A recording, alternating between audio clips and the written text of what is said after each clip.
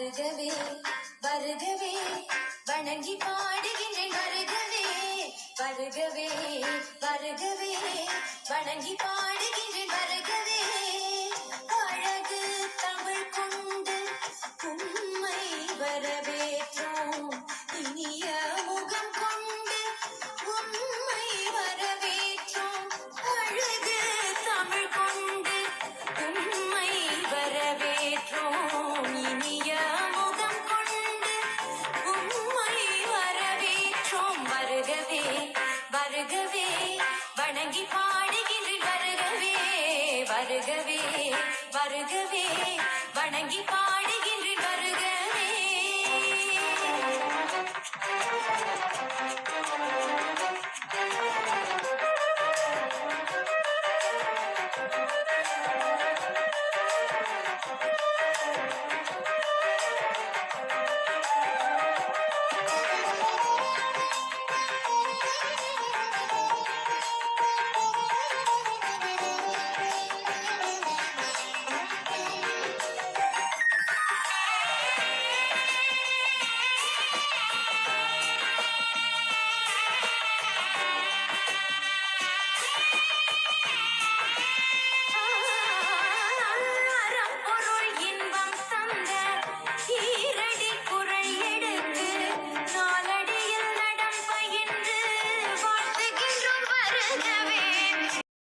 வணங்கியே வரவேற்போம் வருகவே செந்தமிழில் கவி பாடி உளமாற வரவேற்போம்.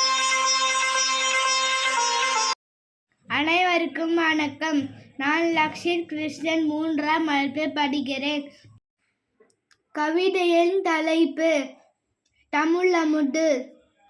தோன்றுகின்ற போதெல்லாம் சுரக்கின்ற செந்தமிழே, வேண்டுகின்ற போதெல்லாம் விளைகின்ற நிட்டிலமே, உன்னை தவிர உலகில் என்னை காக்க பொன்னோ பொருளோ போற்றி வைக்கவில்லை அம்மா. கவிஞர் கண்ணதாசன்.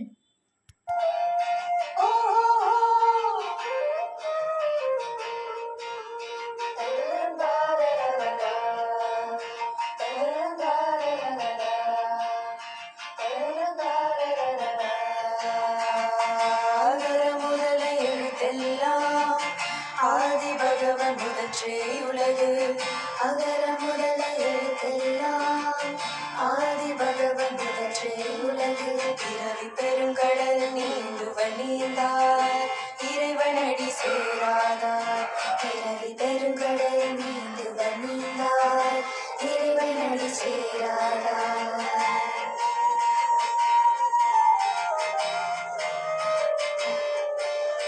நன்றி மறப்பது நன்றன்று நன்றலதன்றே மறப்பது நன்று நன்றி மறப்பது நன்றன்று நன்றலதன்றே மறப்பது நன்று இனிய உளவாக இன்னாத கூறல் கனியிருப்ப காய் கவனற்று இனிய உளவாக இன்னாத கூறல் கனியிருப்ப காய் கவனற்று.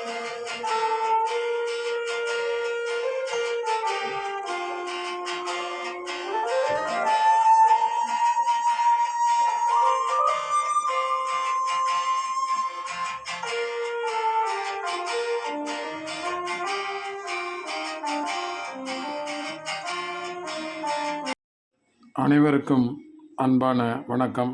நான் கவிஞர் முப்பரிமாண மோகன். மனத்துக்கண் மாசிலநாதல் அனைத்து அரண் ஆகுல நிரபிற என்பார் திருவள்ளுவர். அப்படி நம் மனத்தின் துணையை கொண்டு நாம் மேலும் கற்க முனைந்தால் நமது கற்கும் திறன் மேலும் மேம்படும். அதற்காக மனதை 3 பிரிவுகளாக பிரித்து நாம் பயிற்சி எடுத்தால் மேன்மைகள் நிச்சயம். மேல்மனம், நடுமனம், ஆழ்மனம் என 3 விதங்களில் ஒவ்வொரு செயலுக்கும் சொல்லுக்கும் நாம் மனது வேலை செய்கிறது. அதை நாம் நெறிப்படுத்தி ஆழ்மனதில் நமக்கான பயிற்சிகளை நம் கற்கும் திறனை மேலும் பயிற்றுவிக்க அந்த ஆழ்மனதில் பதிந்துவிட்டால் நமக்கு உரிய செயல்கள் நடைபெறும், மதிப்பெண்களும் கூடும்.